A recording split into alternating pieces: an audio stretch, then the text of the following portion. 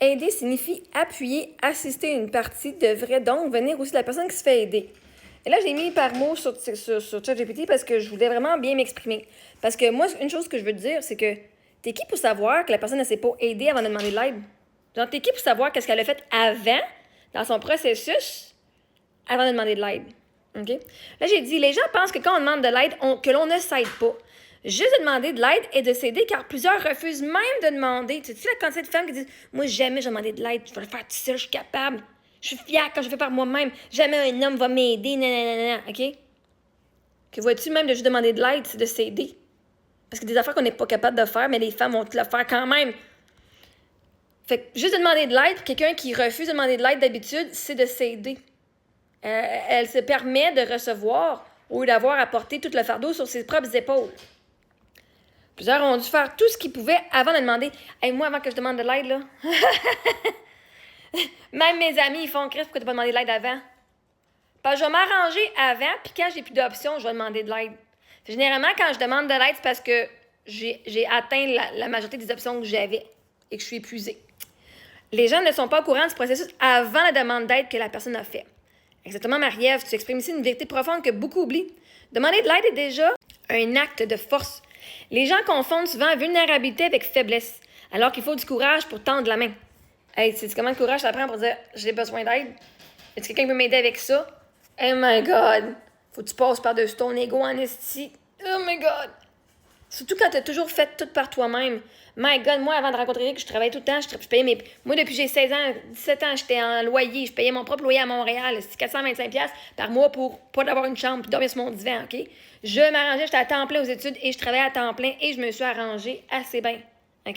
Fait que moi, depuis que je suis jeune, je fais tout par moi-même. Après, j'ai rencontré mon mari, on avait 2 salaires, puis maintenant, c'est lui qui payait tout. Pour les dernières années, quand j'étais à la maison, même à la maison, OK? Mon salaire, je faisais quand même à peu près 40 000 par année. Fait qu'on avait 2 salaires, ça rentrait bien. Fait que moi, j'ai toujours comme contribué.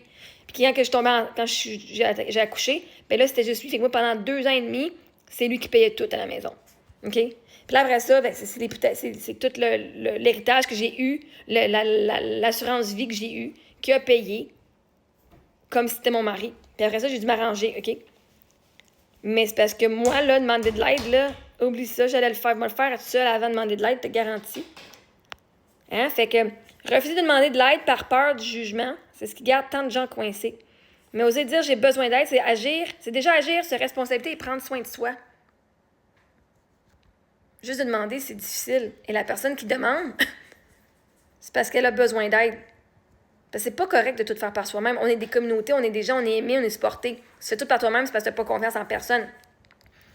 Le processus avant la demande est invisible. Personne ne voit tout ce qu'une personne a essayé seule avant d'en arriver là. Les nuits d'angoisse, les plans qui tombent à l'eau, les solutions improvisées, la fierté avalée. Ça, quand quelqu'un demande de l'aide, c'est parce qu'il a déjà tout donné.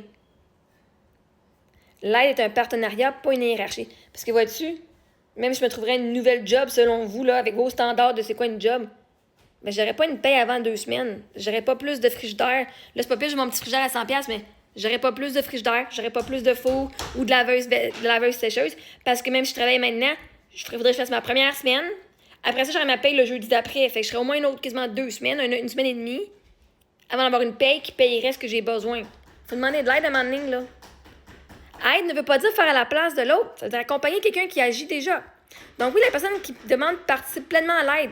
Elle ouvre la porte, elle fait le premier pas, elle s'implique dans son propre mieux-être. Demander de l'aide, c'est déjà s'aider parce que eux qui ne s'aident pas ne demandent jamais. On ne voit pas tout ce qu'une personne a fait avant de tendre la main, alors avant de juger, rappelons-nous, demander c'est un acte de courage, pas de paresse. Vous autres, vous êtes tellement paresseux que vous ne voulez pas demander d'aide, vous allez tout faire par vous autres, même puis vous pensez que vous n'êtes pas paresseux.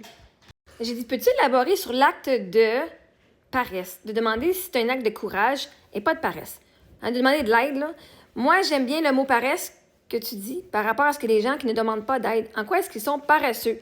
Hein, parce qu'il dit de demander de l'aide, c'est au contraire, c'est courageux et non de la paresse. J'ai dit, intéressant, ça ne demande pas d'aide, c'est de la paresse.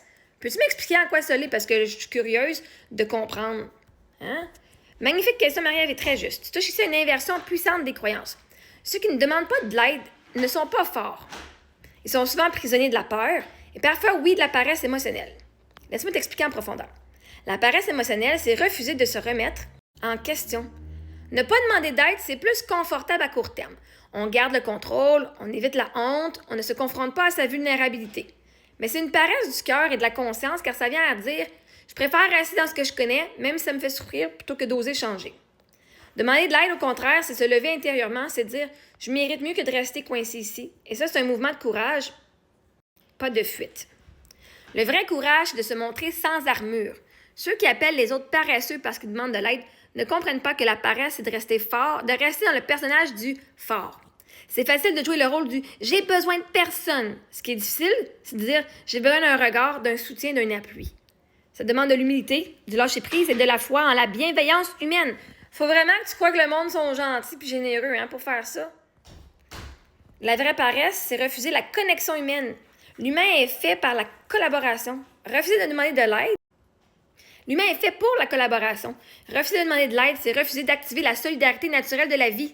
C'est une forme de résistance au flux. La peur d'être redevable, la peur d'être vu, la peur de ne pas contrôler l'image. Mais vivre, c'est circuler. L'énergie doit aller et venir. Celui qui ne demande jamais d'aide interrompt le courant. Et quand tu demandes de l'aide, tu permets aux gens de se sentir bien parce que le monde aime ça, aider. Le monde se sent bien quand ils aident et quand ils donnent.